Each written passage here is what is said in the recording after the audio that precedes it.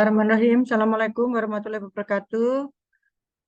Selamat datang di TM 14, mata kuliah Manajemen Sumber Daya Perairan.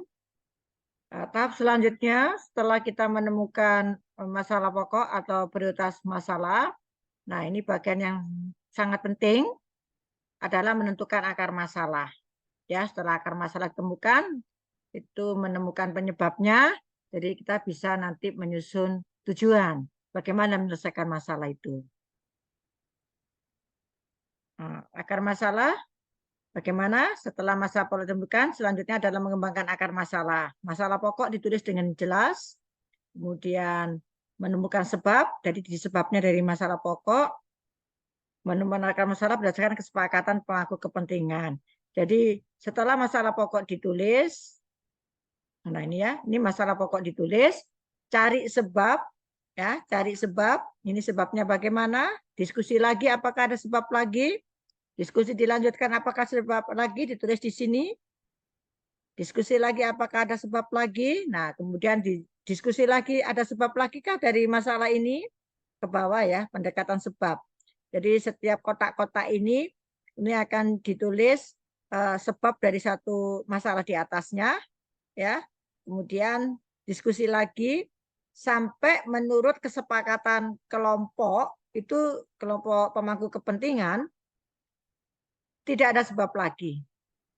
Jadi berhentinya di mana sampai kita menyatakan bahwa itu akar masalah berdasarkan kesepakatan dari pemangku kepentingan. Jadi di sini pentingnya kalau kita malas berpikir, nanti kita salah menentukan akar masalah, salah menentukan sebabnya, salah obatnya nanti. Ya. Nah, ini langkah-langkah mengembangkan atau menemukan akar masalah. Biasanya itu tadi kartu metaplan ya ditulis pakai kotak tadi itu ya, dari masalah pokok sebabnya apa. Nah, ini ya tadi ini ditulis di masalah pokok di kotak paling atas tadi. Nah, kemudian harus negatif pernyataannya ya, ditulis dengan singkat dan jelas. Nah, kemudian untuk mengecek apakah betul itu sebab dari masalah tadi, maka itu bisa di apa namakan, dicek dengan sebab dari masalah tadi apa berakibat kepada kotak di atasnya. Seperti itu caranya ya.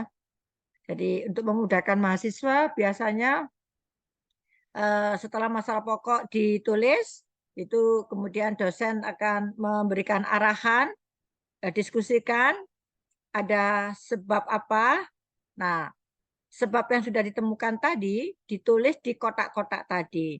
Jadi memang untuk menemukan sebab ini penguasaan dari dan pengalaman teori membaca referensi itu sangat penting sekali sehingga ada apa namanya pembahasan yang luas, jadi nanti tidak salah dalam menemukan akar masalah.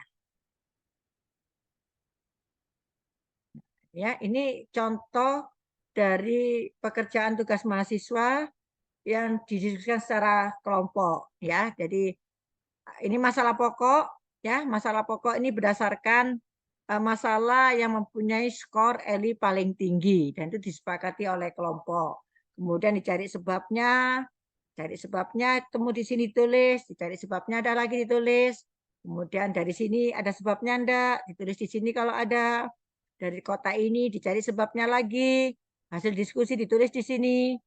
Ini kemudian ada apa statement di sini, ada pernyataan di sini, cari sebabnya lagi. Nah, kemudian dari 3 kota ini didiskusikan lagi kira-kira berdasarkan pengetahuan, pengalaman mereka dengan data-data yang mereka punyai, apa masalah, apa akar masalahnya. Nah, jadi ini adalah kesepakatan dari pemangku kepentingan atau dalam tugas pembelajaran adalah kelompok. Jadi salah menentukan akar masalah, salah nanti kita dalam menentukan solusinya. Jadi akar masalah itu adalah sebab dari masalah pokok. Dan ini harus temukan ya akar permasalahan ini. Nah, ini gambar-gambar yang menunjukkan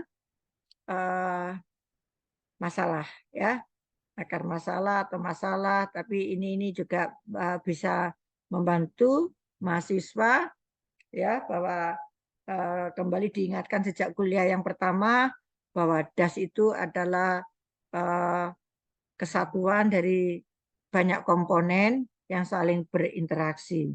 Jadi solusinya tidak bisa, misalkan ini foto-foto lingkungan perairan hanya menyelesaikan masalah perairan. Tidak bisa, karena apapun yang terjadi di ekosistem perairan itu adalah berasal dari daerah daratannya. Jadi harus ada kolaboratif dalam menyelesaikan masalah sumber daya perairan.